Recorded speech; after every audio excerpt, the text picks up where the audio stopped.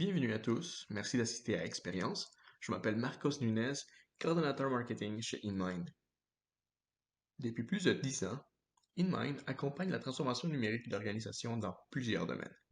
Cette évolution s'est accélérée ces dernières années, surtout avec le lot des changements que la pandémie a amené. Gold Partner Microsoft, nous avons structuré notre offre avec des nouvelles méthodologies et offres prépackagées qui nous permettent de vous offrir les solutions de gestion d'entreprise tout en les adaptant à votre réalité d'aujourd'hui et en vous offrant le plein contrôle. Notre équipe organise depuis plusieurs années d'expérience, car nous croyons que votre entreprise a besoin de solutions intelligentes, innovantes et évolutives pour croître à son plein potentiel. Maintenant, commençons la session Les dernières nouveautés Microsoft Dynamics 365 Finance and Supply Chain Management. Bienvenue à ce webinaire qui portera sur l'interface d'exécution de l'atelier production dans Dynamics 365 Supply Chain Management. Les interfaces des systèmes d'exécution de la fabrication sont traditionnellement utilisées par les employés de l'atelier de production pour gérer le travail qui leur est assigné. Avec l'augmentation de l'automatisation et la possibilité de consommer les données des capteurs sur la machine, le travail des employés a évolué de, traditionnellement, faire le travail manuellement et rapporter au système ce qui a été fait, à, présentement, utiliser les données pour surveiller l'efficacité du processus et prendre des mesures correctives. Dans cette présentation, on va voir comment la nouvelle interface d'exécution de l'atelier de production est conçue pour prendre en charge cette évolution. Les points qui vont être couverts dans cette présentation sont les suivants. On va voir d'abord comment un superviseur peut configurer un appareil, puis, par la suite, comment un employé peut utiliser l'interface d'exécution de l'atelier de production.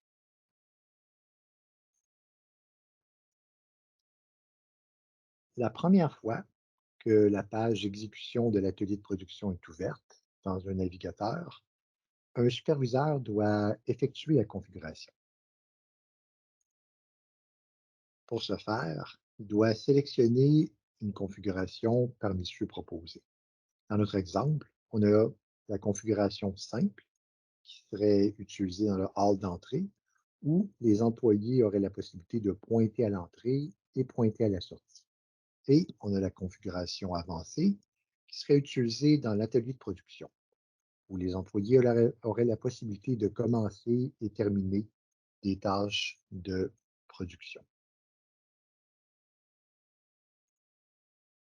Par la suite, on doit définir la zone de l'atelier de production, c'est-à-dire quelles sont les tâches de production que l'on désire voir sur cet appareil.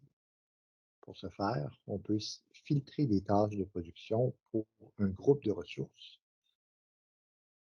et pour une ressource.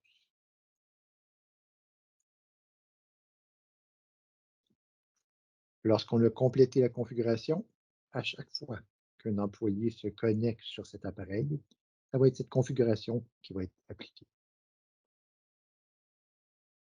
Maintenant, on va voir comment les employés peuvent utiliser cette interface.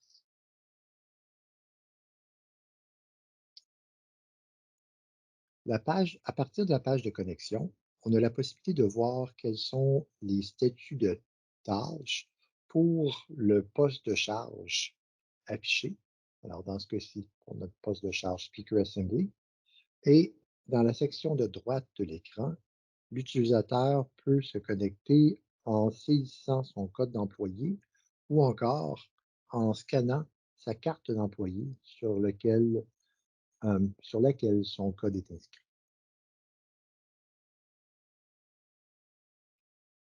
Lorsqu'il accède à l'onglet Toutes les tâches, il peut voir toutes les tâches de production pour le poste de charge et ces tâches-là sont triées en séquence de priorité.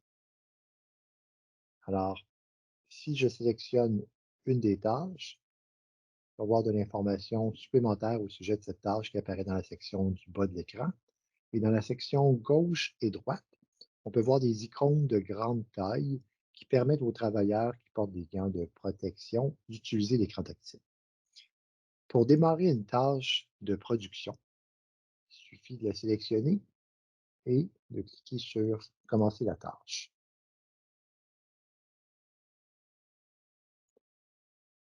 Lorsqu'une tâche est commencée, cette tâche est visible dans l'onglet Tâches actives. Dans cet onglet, on retrouve toutes les tâches que l'employé a déjà commencées.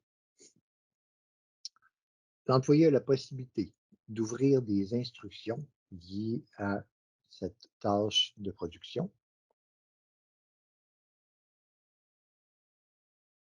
Les instructions peuvent être, par exemple, des instructions de travail, des consignes de sécurité ou des fichiers joints, comme un dessin.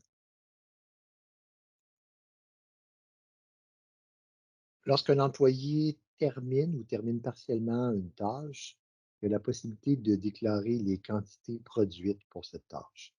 Donc, des quantités erronées et des quantités bonnes peuvent être déclarées. Les quantités erronées sont déclarées avec la fonction déclarer le rebut. Et lorsqu'on déclare une quantité erronée, on a la possibilité de sélectionner une cause d'erreur. Les bonnes quantités sont déclarées avec la fonction saisie de l'avancement. Et en plus de déclarer la quantité, l'employé doit sélectionner quel est le statut de la tâche en ce moment. Donc, on a trois euh, différents statuts. Puis pour chacun des trois, on va donner un exemple. Par exemple, pour le statut en cours, ça peut être utilisé dans un contexte où un employé déclare qu'il a produit une palette, puis il continue à travailler sur la même tâche. Le statut arrêté peut être utilisé dans un contexte où l'employé a complété son corps de travail, puis qu'il reste encore des quantités à produire pour cette tâche. Et finalement, le statut terminé peut être utilisé dans un contexte où toutes les quantités prévues pour cette tâche ont été produites.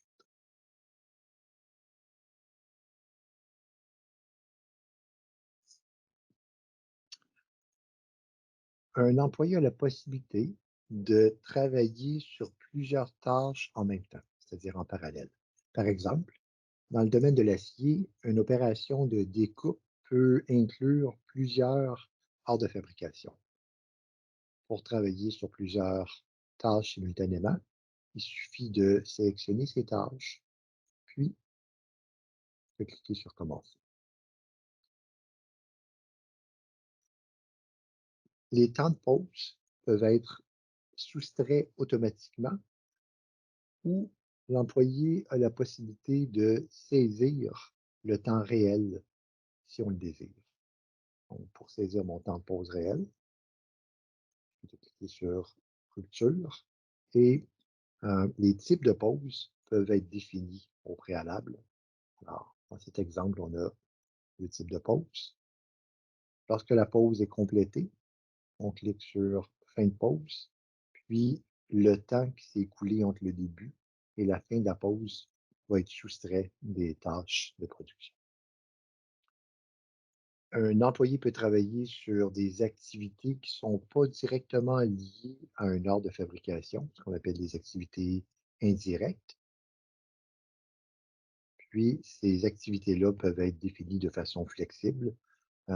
Un exemple d'activité indirecte est les réunions, les activités de formation, de maintenance, etc.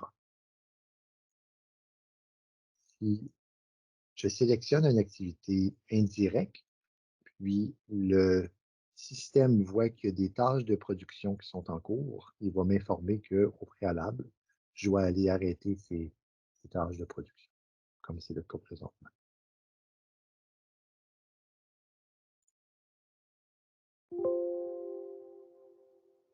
Lorsque mon activité indirecte est complétée, il suffit de cliquer Arrêter l'activité indirecte pour retourner à mon écran précédent.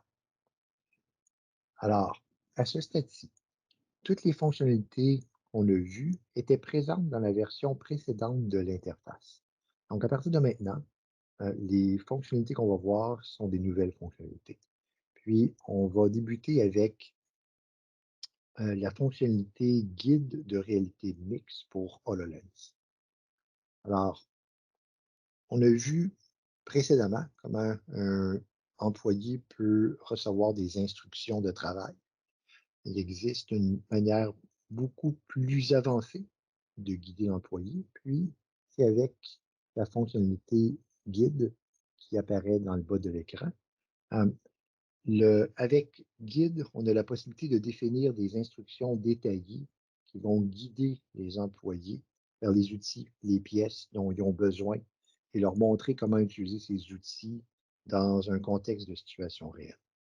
Donc, voici à quoi peut ressembler le processus. Après avoir débuté une tâche de fabrication, l'employé sélectionne l'option manuelle pour afficher la liste des guides et par la suite, sélectionne un de ces guides à l'intérieur de la liste, scanne le code QR associé pour démarrer les instructions de travail en réalité mixte.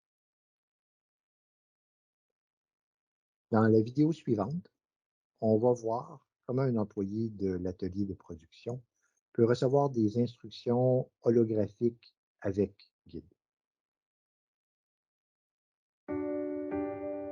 Modern businesses need to constantly innovate, recalibrate, and optimize to stay competitive.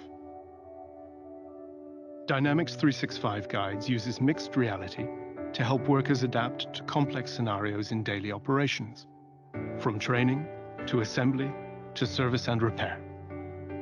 Step-by-step instructions are easily written on PC, and then holographic parts and icons are simply picked up and placed on the machine where the work happens.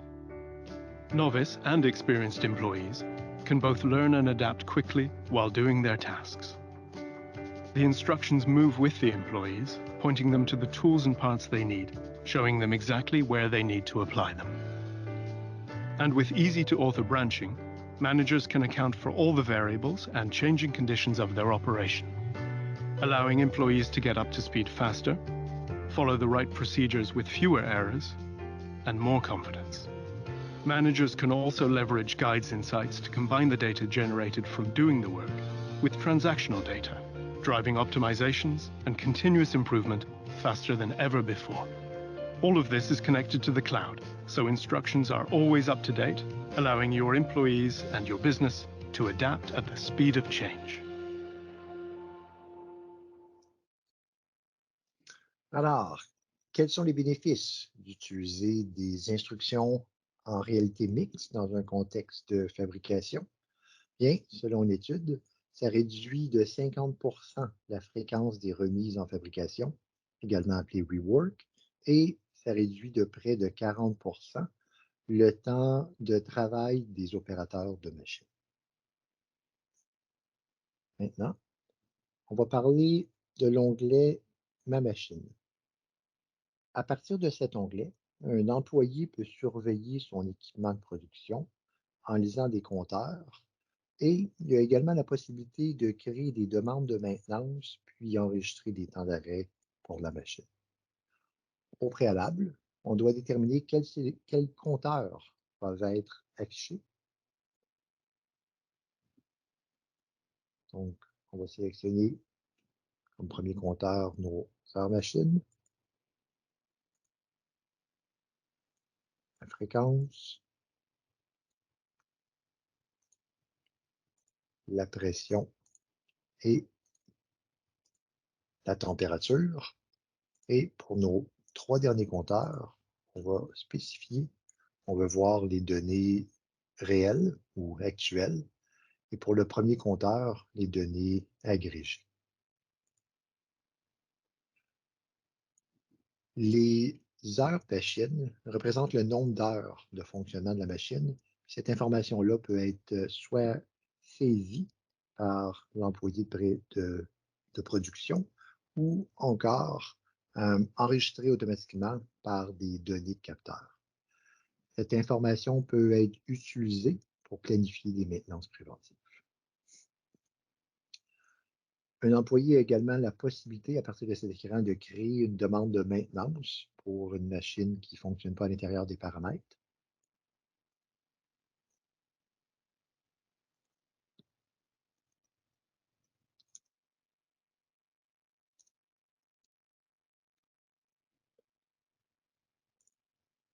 Et cette demande de maintenance-là va être portée à l'attention d'un agent de maintenance qui aura la possibilité de la convertir en ordre de travail de maintenance.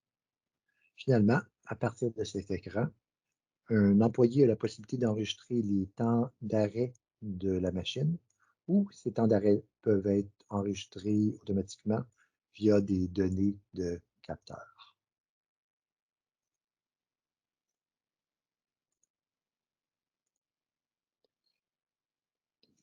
L'enregistrement des temps d'arrêt peut être utilisé pour calculer l'efficacité de la machine. En conclusion, qu'est-ce qu'on doit retenir de cette présentation? Bien, la nouvelle interface a été optimisée pour l'interaction tactile, s'intègre avec les guides de réalité mixte pour HoloLens. Les employés peuvent utiliser cette interface pour surveiller leur équipement, puis enregistrer des demandes de temps d'arrêt. Merci Daniel. Maintenant, je cède la parole à François Paquette. Optimisation de la planification. Premièrement, si vous utilisez le MRP, vous allez être très content d'apprendre c'est quoi cette nouveauté-là. C'est assez excitant. Puis, il faut clarifier, quand on parle d'optimisation de la planification, on ne parle pas de changement au niveau du résultat de la planification, mais bien de changement au niveau du processus pour faire la planification. On sait historiquement quand on roule le MRP, ben, il y a 3 irritants. Ça peut être très long, ça peut prendre plusieurs heures, 2, 3, 4 heures, 5 heures, même dans certains cas, dépendant de la complexité de l'organisation, du nombre de produits, du nombre de commandes. Donc, ça prend du temps. Faire le calcul du MRP, ça prend beaucoup de ressources informatiques, donc ça prend beaucoup de jus. Ça peut ralentir les autres modules, les autres fonctionnalités du système. Puis, ça peut aussi impacter s'il y a des données qui sont modifiées en cours de calcul, bien, ça peut créer des deadlocks, des blocages de données. Donc, historiquement, ce qu'on fait, c'est qu'on reporte le calcul du MRP. On fait une job pendant la nuit pour rouler la job hors des heures de travail. Le beau cadeau que nous fait Microsoft, c'est maintenant, on peut rouler le MRP dans un module qui, premièrement, c'est très court. On parle de minutes plutôt que d'heures. Deuxièmement, ça ne ralentit pas les autres modules, ça ne taxe pas les ressources informatiques, ça ne taxe pas ça ne ralentit pas le système. Puis troisièmement, il n'y a pas de risque de deadlock. Ça fait que le résultat de ça, c'est que ça nous permet de rouler le MRP pendant le jour. Grand bénéfice. Imaginez là, un contexte typique où on roule le MRP à minuit la nuit. On reçoit une commande le matin. On reçoit une nouvelle commande d'un client le matin. On attend toute la journée que la journée s'écoule. Rendu à minuit, dans le système conventionnel, ben, là, on déclenche notre MRP. Le MRP prend quelques heures à rouler. Puis le lendemain matin, les planificateurs rentrent puis peuvent donner cours, donc prendre action suite à cette nouvelle demande. Si on est capable de rouler le MRP maintenant avec le module d'optimisation de la planification pendant le jour, bien, on reçoit la commande le matin. On peut rouler le MRP plusieurs fois pendant la journée parce que ça ne taxe pas les ressources et le temps est très court. Donc, on roule le MRP. Quelques minutes plus tard, les planificateurs peuvent prendre action sur les nouvelles commandes. Donc, on réduit le temps de délai administratif d'au moins une journée. Ça fait que c'est très avantageux à ce niveau-là. Comment est-ce qu'on peut arriver à une telle magie? Ben, c'est bien simple. On a notre D365 ici. Historiquement, le moteur de MRP est à l'intérieur de la machine ici. Mais avec le nouveau module de planification, d'optimisation de la planification, ben, le calcul se fait à l'extérieur de notre D365. Donc, quand on paye sur le bouton, quand on déclenche la batch pour faire le calcul du MRP, il y a un signal qui est envoyé au module. Le module, lui, passe par un connecteur pour aller chercher les données dans notre environnement D365. Les données sont remontées dans notre module. Le module part la moulinette de calcul du MRP à l'intérieur ici, puis quelques minutes plus tard, retourne le résultat du MRP, les nouvelles commandes planifiées et les messages à l'intérieur de notre D365 où elles sont maintenant disponibles. J'espère que vous commencez à être aussi emballé que moi par cette nouvelle fonctionnalité. Qu'est-ce que ça implique de passer, d'utiliser ce module-là, de passer à ce module-là? Ben, c'est très simple. C'est quelques clics, là, en fait. Il s'agit d'activer la licence de complément d'optimisation de la planification dans le module d'administration du système. Deuxièmement, d'installer le module complémentaire depuis la page LCS de votre environnement. Puis, finalement, d'aller dans le paramétrage de planification de D365, puis d'activer, de cliquer pour activer l'utilisation du module de planification. Donc, ça se fait très rapidement. Il y a très peu de modifications à faire aux données de planification. Quand est-ce que ça va être disponible, ça? Ben, c'est pour ce module-là, Microsoft a opté pour un déploiement graduel. Donc, ils ont commencé à déployer les premiers morceaux en octobre 2020. Donc, les fonctionnalités de base de planification étaient disponibles dès octobre 2020. Puis, au fil du temps, les fonctionnalités plus avancées de planification se sont rajoutées. On prévoyait initialement qu'on aurait tout complété le déploiement en avril 2022. Aux dernières nouvelles, on attend la finalisation du déploiement serait plutôt reportée à l'automne 2022, donc octobre 2022. Il reste encore des morceaux à déployer, par exemple le Capable to Promise, les messages d'action, les prévisions d'approvisionnement, les nomenclatures avec sous-traitance, les ressources planifiées avec capacité finie. Ce sont encore toutes des fonctionnalités qui ne sont pas encore déployées avec ce nouveau module-là. Donc, dans certains cas, peut-être qu'il vaut mieux encore attendre pour voir si le déploiement de ces fonctionnalités-là est déployé compte tenu de votre environnement. Il existe un petit utilitaire dans le paramétrage du module de planification qui permet de faire un diagnostic de votre environnement puis de voir les cas où le module d'optimisation de la planification ne couvre pas les spécificités de votre environnement. Donc, c'est un petit utilitaire qu'on peut rouler, puis ça prend quelques minutes, puis il sort le diagnostic. Donc, si à mesure que les nouvelles fonctionnalités sont déployées, ben, vous allez voir de moins en moins d'exceptions ici. Donc, ça permet de voir si d'ici octobre 2022, ben, votre environnement serait prêt à passer au module d'optimisation de la planification.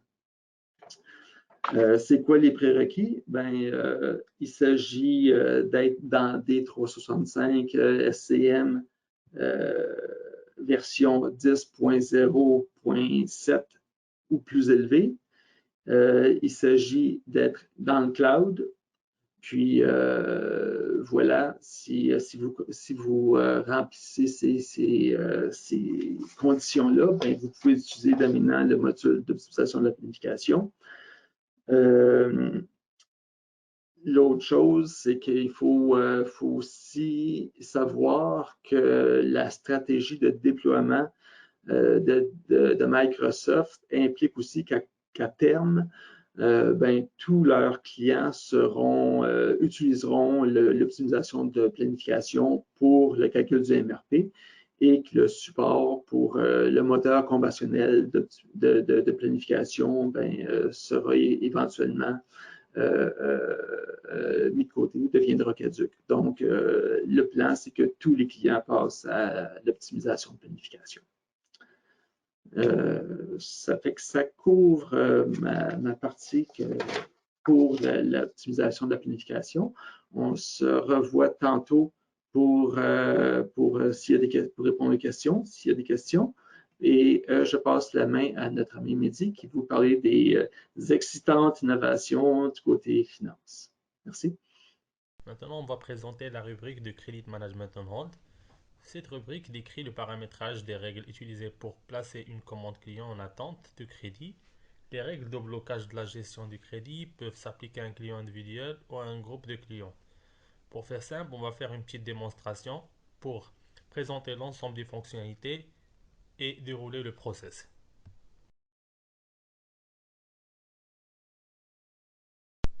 Au niveau du module Credit and Collection, il y a la partie Credit Management Hold List.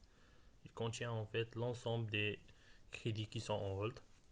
Après, je passe au niveau du setup pour voir les blocking rules. Au niveau du Credit Management Setup, il y a les blocking rules. On va voir la typologie et l'ensemble des critères qui sont paramétrés au niveau de cette rubrique. Alors, il y a les Days Overdue. Ici, on peut choisir des customers ou un groupe de customers ou all, bien sûr. Et ici, sur mon exemple, il y a Table et après, je choisis mon customer. Après, il y a les risk group. Je peux paramétrer en fait selon la typologie adoptée par l'entreprise, si c'est high ou low ou medium. On va voir le paramétrage. C'est un paramétrage préalable, on fait en amont. Alors là, il y a pour les low par exemple, il y a entre 0 et 29,99 et aussi pour les medium et high, c'est des critères qu'on paramètre en amont, on utilise au niveau de notre blocking rules. Alors ensuite, on choisit un rule type.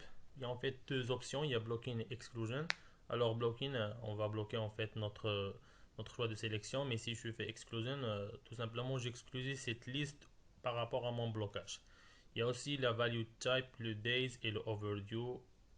C'est en integer, c'est un chiffre. Là, on passe au niveau des account status. Ici, en fait, je choisis si par exemple mon customer est en hold, ça sera un blocage directement. Après, on passe au niveau du paramétrage des terms of payments.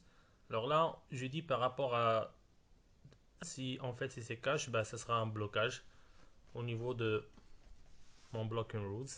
Il y a aussi le crédit limit expired. Alors là, en fait, au niveau de la fiche client, il y a un champ. Si je choisis la date et selon le days credit limit qui est paramétré ici sur mon exemple, c'est 10. Si en fait s'il est expiré, il dépasse ce chiffre, ça sera un blocage. Après, on passe overdue amount. Au niveau du overdue amount, ici, c'est un montant par rapport à notre pourcentage au niveau du credit limit. Je choisis ici en fait mon customer et le blocking rules. Et après, je saisis mon overdue amount et le pourcentage au niveau de mon credit limit. Et ça sera un blocage systématiquement. Et pour le sales order, en fait, ici, il y a plusieurs critères. Le premier, en fait, je fixe comme quoi si le montant du sales order il dépasse 500 000, ça sera systématiquement un blocage. Et pour certains clients, je peux définir quelque chose de spécifique. Et la dernière option, c'est le credit limit used. Ici, je dis par rapport à un pourcentage, si j'arrive en fait à un pourcentage spécifique, je l'atteins par rapport à mon credit limit, ça sera un blocage systématique aussi au niveau du système. Alors ça, c'est le paramétrage de l'ensemble des blocking rules.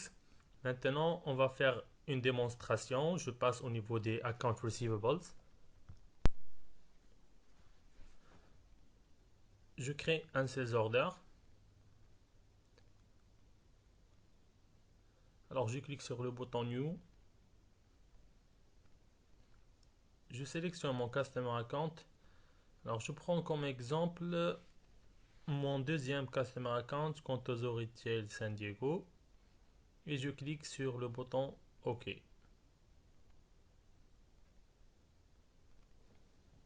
Maintenant, ma commande elle est créée, c'est le 861.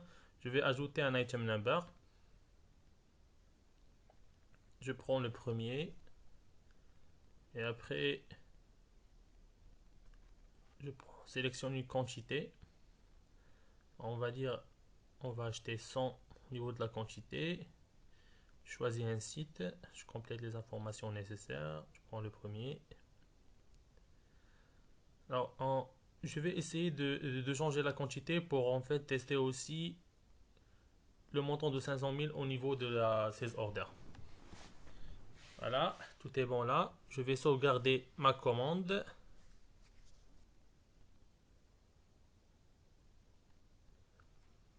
Alors là, je vais essayer de confirmer ma commande. Voilà, tout est bon et je clique sur le bouton OK. Alors, je confirme. Alors, au moment du Processing Operation, le système il va contrôler si tout est bon. Alors voilà, il me remonte mon message d'erreur. Je clique sur Fix Issue et je vais voir le détail du message. Voilà, Order has been sent to Credit Management. En fait, moi, j'ai fixé en amont un paramétrage au niveau du setup général. Le contrôle du Credit Management il est fait au niveau de la confirmation de la commande. Maintenant, je vais cliquer sur Credit Management Hold List pour voir les raisons de mes blocages. Voilà ma commande. Je vais partir un petit peu en droite. Voilà. Alors ici, au niveau du champ Credit Hold Reason, il y a multiples raisons. Alors les raisons, on va les voir. Je clique sur Blocking Reason. Et là, en fait, j'ai la liste des raisons qui me bloquent. Voilà, il y a un excès au niveau du Credit Limit, Days Overdue et aussi le paramétrage de Sales Order qui était fixé à 500 000. Maintenant, je reviens. En fait, le système il me propose certaines options telles que le rejet, le release et evaluate for release. On va voir le rejet. Je clique sur le bouton. Voilà, il me donne ce champ avec en fait release reason. Je choisis c'est une liste pré-paramétrée et après je clique sur le rejet. Sinon, il y a l'option release. Ici, en fait, il me donne deux options. Release reason, c'est la même liste. Et après, je peux en fait sélectionner le reason action without posting ou or with posting. J'ai le choix en fait. Après, en fait, je vais vous montrer le setup que j'ai fait en amont au niveau des Credit Collection Parameters. Si je clique sur Credit, ici, il y a le checkpoint du Credit Management. Alors moi, j'ai choisi au niveau du posting de la confirmation du paquet list. Il me fait le contrôle selon les blocking rules. Et s'il y a une erreur, il me remonte en fait mes messages bloquants. Il y a aussi l'option du Grace Days. On peut paramétrer ça et faire ça aussi pour un Proforma. Bon, c'est tout pour ce module. Merci tout le monde. Maintenant, on va switcher sur le module Landed Cost.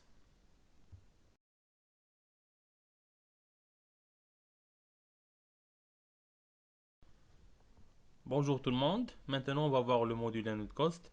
Alors, le module Landed Cost, il permet de définir et suivre chaque segment du trajet de marchandises en transit depuis l'entrepôt du fournisseur jusqu'au quai d'expédition, en passant bien sûr par le transitaire vers un quai de débarquement et un transitaire.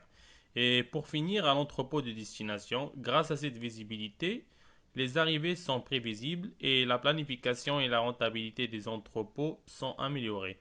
Et les entreprises peuvent utiliser cette fonction de gestion de coûts pour plusieurs tâches telles que une estimation des coûts au débarquement au moment de la création du voyage, aussi pour une répartition des frais sur plusieurs items et PO ou les ordres de transfert en un seul voyage. Après, il soutient les transferts des marchandises entre les emplacements physiques et calcule des coûts de débarquement automatiquement. Et finalement, il calcule des charges à payer pour les marchandises en transit. Et aussi, le coût au débarquement fournit des estimations précises et opportunes pour les frais généraux et au débarquement. En même temps, il offre une visibilité financière et logistique accrue sur la chaîne d'approvisionnement étendue. Cela permet également de réduire l'administration des erreurs de coût et de calcul. Maintenant, on va faire une petite démonstration au niveau de Dynamics 365 pour voir l'ensemble des fonctionnalités de ce module. Alors on commence une démonstration. On va créer 2 commandes d'achat et on va l'affecter à un voyage. Je vais ouvrir une autre session. Alors je clique sur le bouton New pour créer mes commandes d'achat. Alors je vais choisir un fournisseur à qui j'achète de la marchandise à Shanghai. Alors je le reçois sur tel entrepôt. Après je clique sur le bouton OK. Et on va acheter un produit, une quantité de 1000. On va dire OK 100. Et bon, le prix je mets 50 euros. Après je vais confirmer ma commande. La commande c'est 392. Là je crée une deuxième commande. Bien sûr qu'on peut choisir d'autres fournisseurs.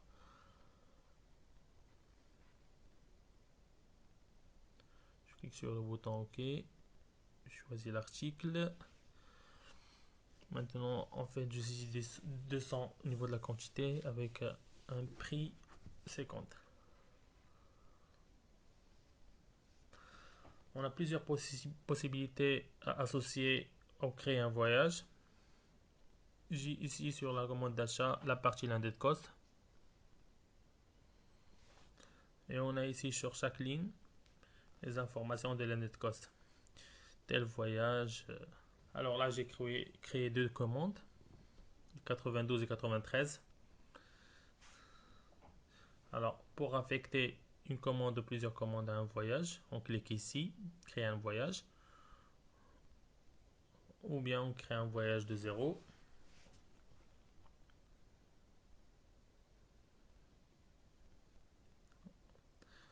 Alors là, ici, on a les voyages avec les statuts. On peut piloter les voyages par ici, la réception, la facturation et tout ça. Là, je clique sur New.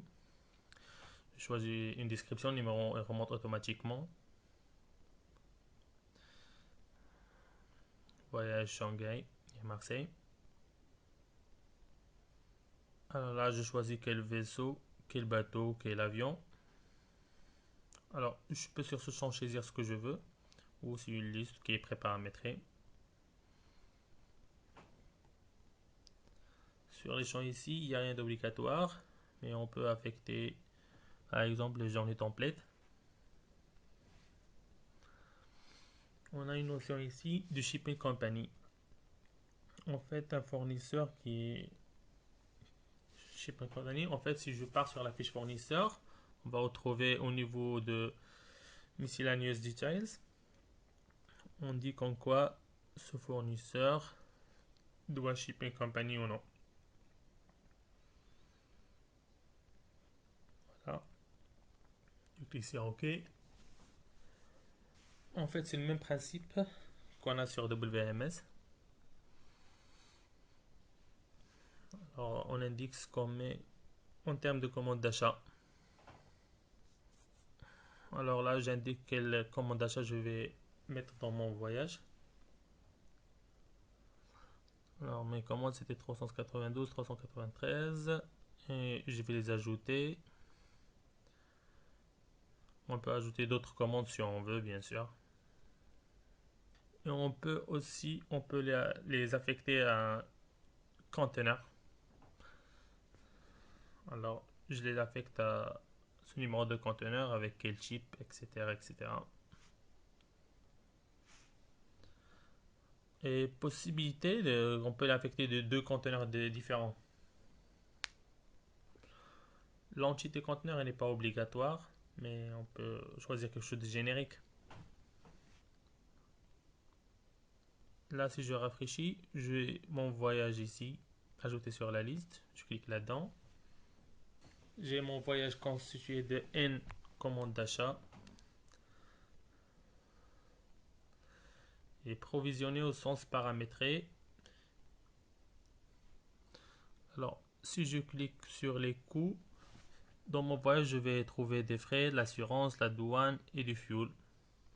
Avec les coûts, en fait, si je prends les frais par exemple, 1$ la pièce, 1000 € au niveau de l'assurance, j'ai 5% au niveau de la douane et au niveau du fuel, c'est 1 €.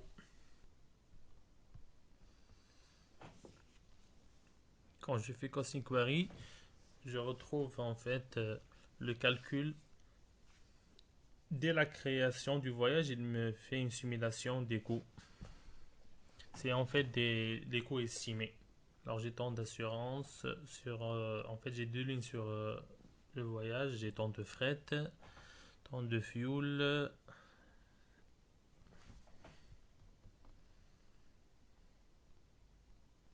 Voilà, on a parcouru les principaux fonctionnalités de Landed Cost. Maintenant, fin de démonstration, on va switcher pour le prochain module, Rebate Management.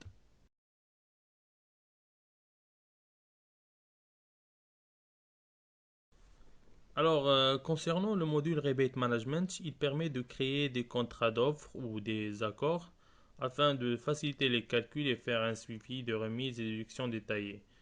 En plus, ce qu'il faut savoir, c'est que le Rebate Management prend en charge la création, la maintenance et le traitement des remises. Une remise, normalement, c'est un remboursement d'une partie d'achat par un vendeur à un acheteur. Et aussi, le module Rebate Management prend également en charge les déductions. Les déductions, c'est des compensations, une contrepartie ou une redevance payée. De plus, le Rebate Management prend en charge les redevances clients. Les redevances sont des paiements qu'une partie effectuée au titulaire de la licence ou franchisé pour le droit d'utiliser un actif. Après, en fait, les transactions de remise sont automatiquement générées en fonction de la méthode de calcul sélectionnée et planifiées dans les traitements par lot. De plus, vous pouvez configurer des workflows pour gérer et réviser et approuver les contrats. Après, maintenant, on va faire une petite démonstration pour voir l'ensemble des fonctionnalités de ce module. On clique sur le module Rebate Management. On va sur la liste les Rebate Management Deals. Après, il y a les périodiques, les inquiries, le setup des groupes et les setups des postings. Concernant les Rebate Management Deals, c'est les accords de gestion de remise sont utilisés pour contrôler différentes méthodes des bases de calcul. Et ils comportent des règles pour les inclusions et les exclusions.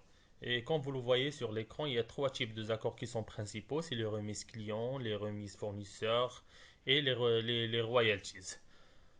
Après, on va voir les périodes tasks. La partie importante, c'est le calcul des prêts d'achat FIFO. En fait, cette fonctionnalité, on l'exécute pour calculer les remises des accords ou les champs base de prix est défini sur FIFO. Le système utilisera une règle première entrée, premier sortie FIFO pour calculer la valeur du stock qui a été vendu. Cette valeur sera ensuite utilisée pour calculer les remises de fournisseurs. Après, il y a les process et les postings. En fait, on lance les traitements des provisions ou le rebate management ou l'annulation. Et après, on poste ce qu'on a généré au moment du processing. Et comme dernière partie, on peut annuler en fait la fonctionnalité d'annulation des provisions. On va voir le setup de rebate management group. On clique sur le customer group. C'est un grid qui contient en fait les rebate management et une description. C'est un calcul de gestion de remise qui peuvent être déterminés par des groupes. Il est possible de créer des groupes de gestion de remise par des clients, ou par des fournisseurs ou des articles. On a les trois possibilités. Et le calcul pour un groupe de clients, par exemple, est souvent pour une chaîne d'entreprise comme une chaîne de supermarché ou une entreprise franchisée. Alors maintenant, si je clique sur la partie, je vais ajouter un nouveau enregistrement. Je vais le nommer, on va dire cast RB. Et aussi d'ajouter la description. Après, je clique sur le bouton en haut Customer pour ajouter mon client. Je cherche dans la liste. Je prends un client pour faire mes tests. Voilà, la description, je fais un refresh, la description elle remonte. Voilà, mon customer group et les paramètres. Alors maintenant, on a fait notre setup. On va créer notre rebate management deals. Je clique sur nouveau. Il y a le champ rebate management deals, c'est un identifiant unique. Ça peut se rapatrier automatiquement si on paramètre la souche. Il y a aussi la description. On saisit une description. Après, on choisit le champ module customer ou vendor, ça dépend du type qu'on veut sur cet accord. Il y a après le type rebate, est-ce que c'est un rebate ou un royalty. Et après il y a reconcile by, c'est un deal ou lean. La différence en fait, c'est seule remise doit être traitée pour toutes les remises des déductions de l'accord. Aussi lean doivent être traitées par chaque ligne. Après, on choisit le posting profile et le rebate output, si c'est financial ou bien sûr one item. La différence, en fait, si c'est financier, ça va générer un avoir financier ou une note de crédit comptable afin que l'argent puisse être payé au reçu plus tard. Mais si c'est un item, ça va générer une commande client pour les articles en fonction de la configuration de l'accord. Et après, on choisit la devise du debate et il y a l'option document note, on peut saisir une note. Et par rapport à la dernière fonctionnalité garantie cumulative, vous pouvez en fait définir cette option oui seulement si le champ type est défini comme redevance. Maintenant, on a notre écran du rebate management. Maintenant, on va ajouter une ligne. On clique sur le bouton Add Line. Le rebate management remonte automatiquement ainsi que le type et la description. Au niveau du account relation, on choisit notre client et après on choisit notre article. Au niveau de item relation, ok, on prend le deuxième article par exemple. Après, on a la possibilité de sélectionner les variants number, configuration, site, en fait l'ensemble des dimensions de stock. Et on descend après sur les rebate management détails. C'est le détail de la ligne saisie. Ok. Il y a plusieurs options ici. Il y a le calculation method. En fait, c'est sélectionner la ligne de l'accord combinée avec d'autres lignes pour en fait le champ peut considérer affecter plusieurs résultats de calcul de remise. Ici, on choisit le posting profile par rapport à la ligne sélectionnée. On remplit aussi l'unité. Après, on choisit la date. Cet onglet de date permet en fait de spécifier la plage de la date par laquelle la ligne d'accord sélectionnée est validée, ainsi que la fréquence de calcul. Voilà, je choisis le mois.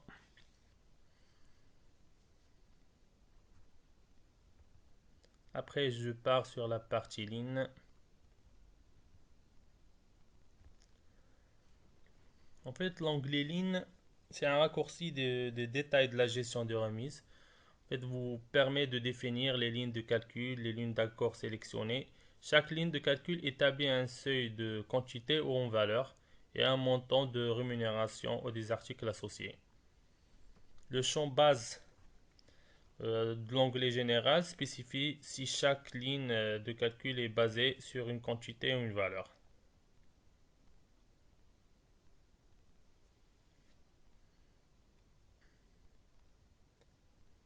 Je remplis mes quantités. Après, maintenant, notre rebate management normalement opérationnel, je submit mon workflow.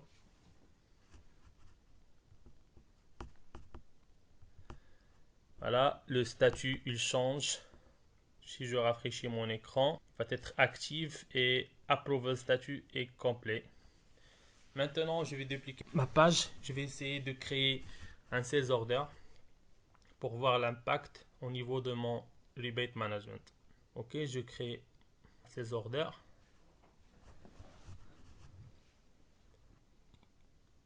Clique sur le bouton New. Je choisis mon client. Voilà.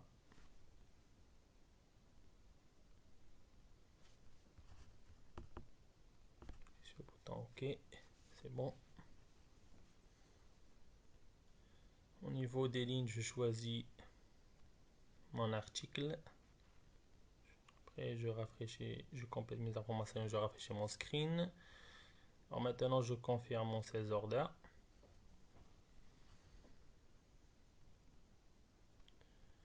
On a une quantité de 100 et un unit price de 120.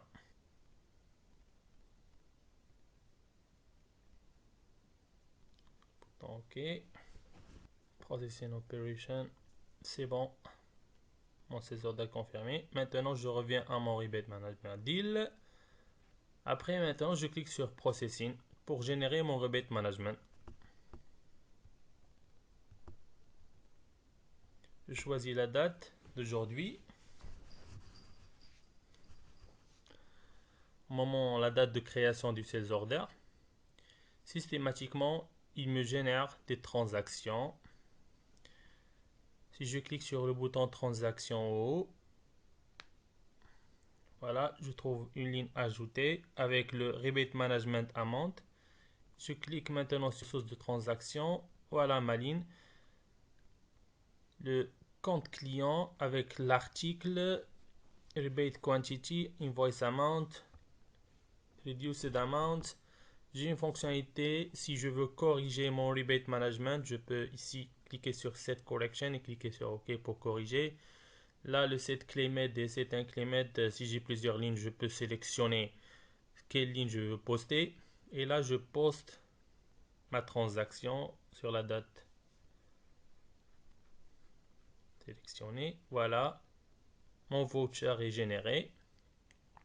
Maintenant, si je reviens à mon rebate management, je clique sur transaction.